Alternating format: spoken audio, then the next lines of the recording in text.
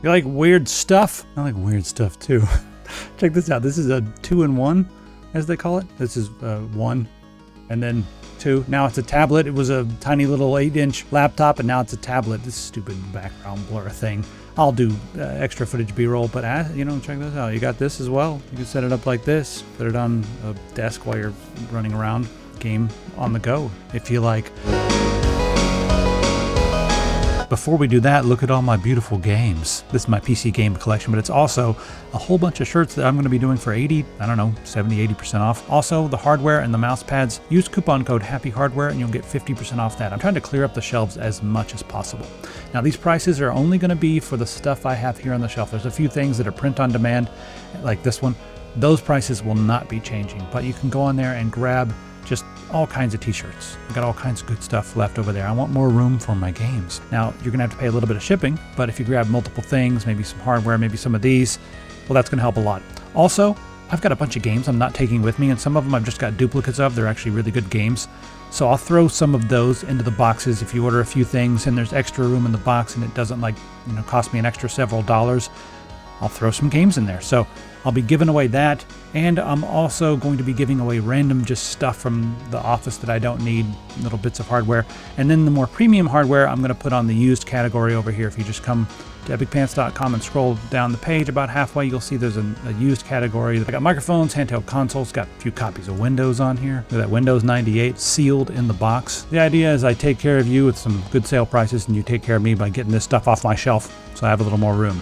Head over to epicpants.com, and now on to our regularly scheduled program. We're looking at the Piccolo Series81x. This is a 2-in-1 little laptop tablet thing. It's weird, but I kind of like it. And I was really surprised at how fast it was, considering the hardware that's on the inside. I didn't know it could do, I didn't know this hardware could do a lot of the stuff, namely playing GameCube games and stuff, but we'll cover that in just a second. First off, I just want to go through what this is and talk about it for just a minute, because it is kind of unique. There's small laptops out there, but I don't know. This one's really well machined. It's got a nice metal body all the way around. It's got some interesting port options. Let's just go in and talk about the CPU first. How about it? It's got the N150. That's 4 cores, 4 threads. These are efficiency cores, 15 watts of power. So it's relatively low power, but it'll go up to 3.6 gigahertz, which is enough for a lot of emulation and stuff.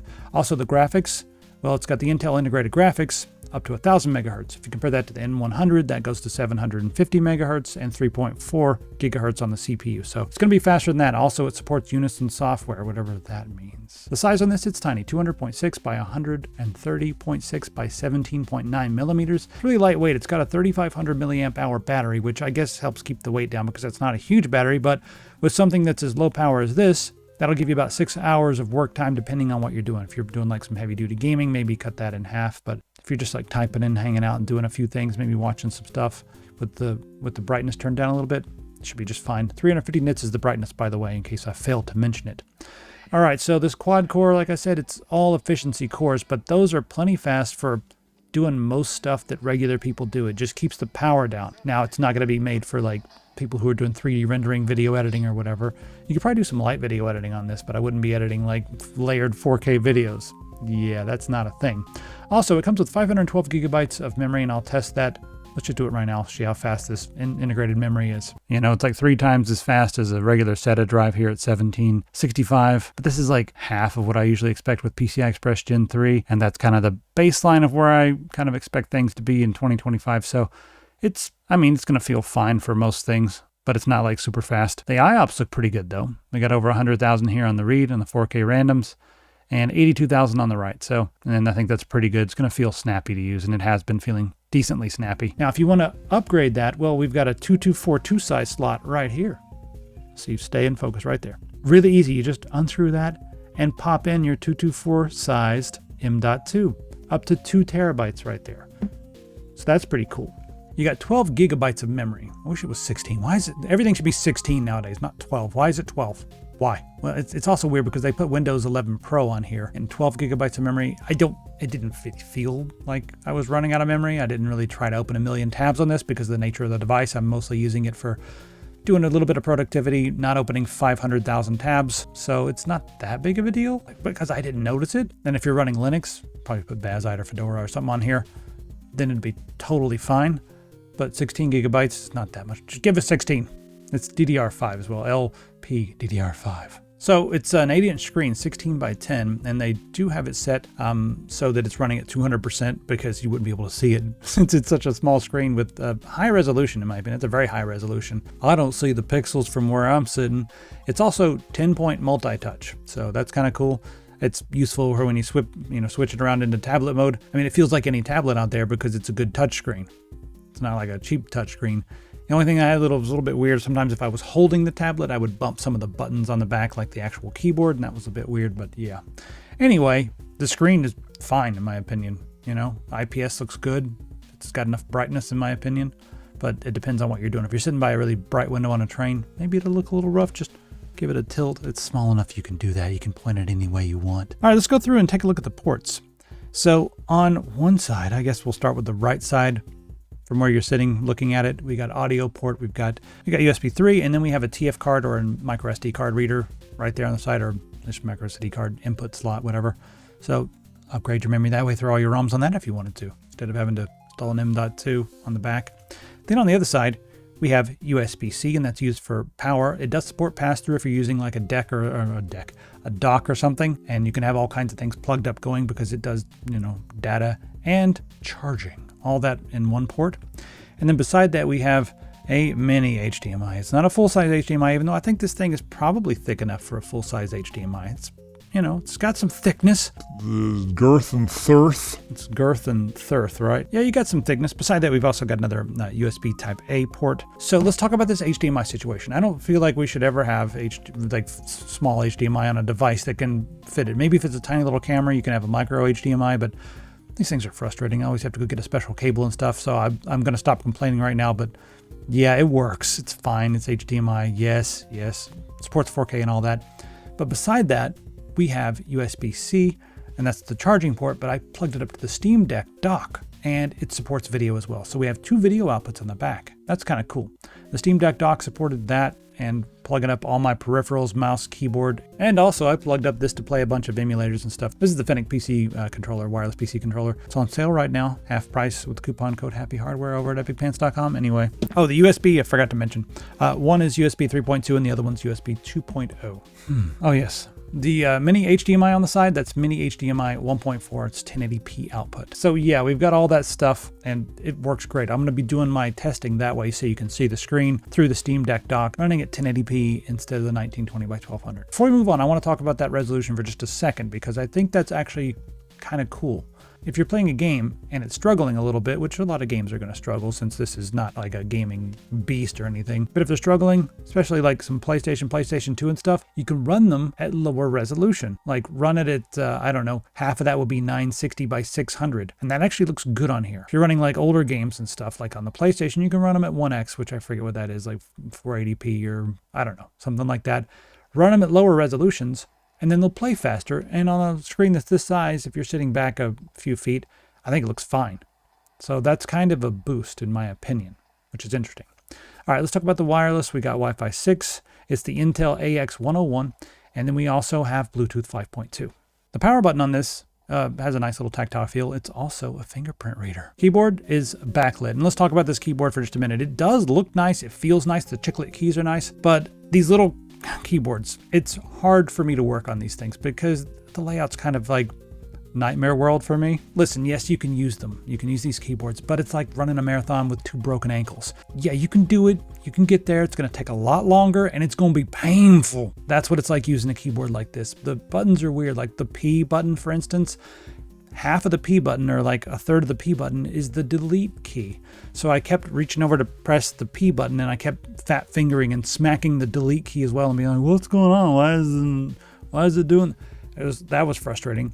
The caps lock is also the A button. So if you hold down function, it's there, but that's not difficult. You're not going to accidentally press the caps lock, but it means the A button is all the way over on the far left side of the keyboard.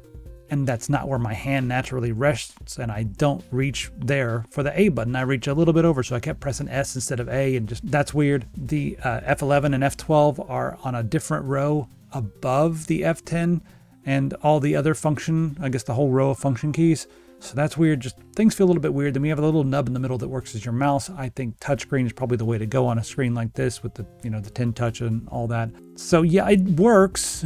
It's there, but if I'm going to actually do any serious work on this, I'm going to want to like sit down on a train and fold out I'd probably like fold it around into this mode right here, fold it around like this, put it down, and at that point I'm just using it as a tablet with my own separate like keyboard and mouse, because I'm going to pull out a portable mouse. I'm going to pull out a little fold out keyboard that has keys in the right spots. Sounded like Kermit the Frog there for a second. Yeah. So the keyboards like this, I don't know. It's cool that it has one. It's useful if you need to like quickly send an email. It's great, it's small, it's lightweight, whatever. But these layouts are difficult for me. Otherwise, let's talk about the performance of this. We're gonna hop in. I think I've covered a lot of the stuff I wanted to cover. Yeah, let's hop in and take a look at the performance and see if anything surprises me, shall we? All right, let's look at Unigine Valley. Now, this is not a system that's going to be able to handle much 3D stuff, but I actually didn't even expect 17 FPS, so I think this is pretty good. The final score is 712. Got a minimum of 10 and a max of 27.8. This is running on 1080p on the high setting. So I really wanted to try out a modern Unity game that's kind of retro. This one feels like something straight out of the PlayStation era. This is Heartworm. And I haven't gotten far into this because I'm so busy doing stuff. I'm doing, modern controls. Give you a lot of options here, but we'll just go ahead with this, confirm and begin. I'm keeping the retro graphics on, but they even allow you the option to turn off the retro graphics if you want to play it this way, looking more like a PS2 game. But we're going to keep that pixel filter on there because I think it looks pretty good in the game. It's got everything. It's got some of the feels from Resident Evil. It's got some of the feels from Silent Hill. It's got some of the Fatal Frame stuff because you're a photographer and you're running around taking pictures and all that. Here you are surrounded by all your photo implements and photography gear and stuff. Look at that old chonky computer. I'm going to guess circa 1990-ish. I like how sometimes the camera's following you and it's not just a bunch of fixed cameras that you move through. Sometimes you actually have a follow cam, which is kind of cool. Feels more like Silent Hill, I guess. But then, it'll switch back to the other style where you have the fixed cameras and you're moving around. But I do like the modern controls. You can use tank if you want to. We don't have to argue anymore. I do feel like tank controls were part of the suspense, though, because the controls were so awful that it was fighting you every step of the way. Now we've switched back to the fixed camera. Anyway, if you're already digging the vibes, you're probably going to like them even more when you play it more, but I am surprised at how well this is running. This feels buttery smooth. I mean, I know we're dealing with something that's, old school. Forgot what the button my flash is. Let me equip this thing. Which button was flash? There we go. You got to flash your camera without aiming at anything, really. And there we go. Now we can do stuff. Pleasure Beach 2, yes. Let's read this. All right, you can read this on your own time. This is running so well on an N150. I cannot believe it. Now let's see how a little bit of Soul Calibur feels. This is my own version of random. Just hold down the right button and then press button on... Oh, God. Yes. Oh, this feels great. How about some of that? Oh, this is perfect. Yeah, Dreamcast. Perfect on this machine. That means we can play anything up until the Dreamcast. Go off the edge, yes. Alright, so let's see how Devil May Cry 3 runs on the PS2. It's feeling okay so far in this little N150. Didn't expect that from this almost Resident Evil game. But, yeah, we know this can't be Resident Evil. Alright, there we go. Yeah, it runs. Oh my God, it feels okay. Yes. Not the red orb. Get out of here. Where's that other one? Stop that. Yeah, shoot you. I'm into my dojo. Yes, my big sword out. This feels just fine. I don't even need to mess with the resolution. I thought I was going to have to turn it down, but I don't. I forgot how to play this game. It's absurd, though. Oh, hi. Come on. Yeah, it works. So you can play PS2 games. I'm not sure how to be in all the different games, Maybe some games you'll have to turn down.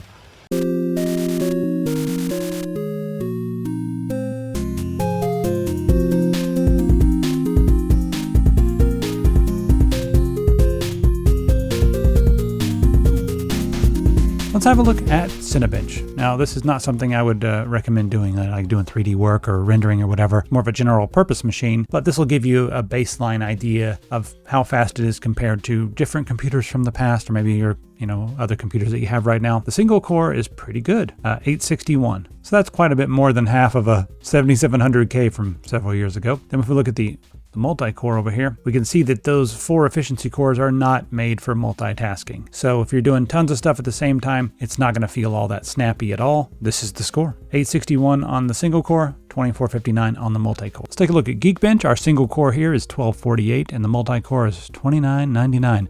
Again, these are low scores, but that's what we expect from a low cost, low power machine like this. I'm just scrolling down so you can see all the individual tests. Now let's take a look at that OpenCL. 4353, and I'll scroll down again so you can see all those individual tests right here. All right, so we got a lot of red here when I'm doing the stress test with Ada64. The temperatures are not like what I would consider insane, like maximum of 87. That's okay. I mean, these are efficiency cores, so you don't want to go too crazy, but yeah, it's okay. It's whatever. You're not going to be doing this with your CPU. I really don't think anyone's going to be doing this, but mid to high 80s is kind of what I expected. You can see we got a lot of, overheating detected, thermal throttling detected. So don't do this. Don't, use this as a rendering machine. It's used as a general purpose machine or a gaming machine, in which case your CPU is only going to be like 60 to 80% max. But yeah, this is it's hot. Let's see how loud it is. You're going to have to excuse my desk because I'm busy right now. I've got all kinds of stuff going on. So anyway, there we go. It's kind of loud in this room. You can see we're holding it like 44. Let's see what it is when I put it close to the machine. All right, when I get it close to the machine, it's 47.4. It's not what I would consider to be like really loud, but it does have a very high-pitched whir, almost like a tiny little jet engine. So it's not a pleasant sound at all, but it's not that loud. All right, so after looking at all of this, we have to reckon with the price here and there, right? And here's what I'm gonna say. At the price that it's currently at, it's probably okay, even though you can get a much faster mini PC, mouse and keyboard, and even a portable screen combination. For like $200 and something, you can get a mini PC that's way faster than this.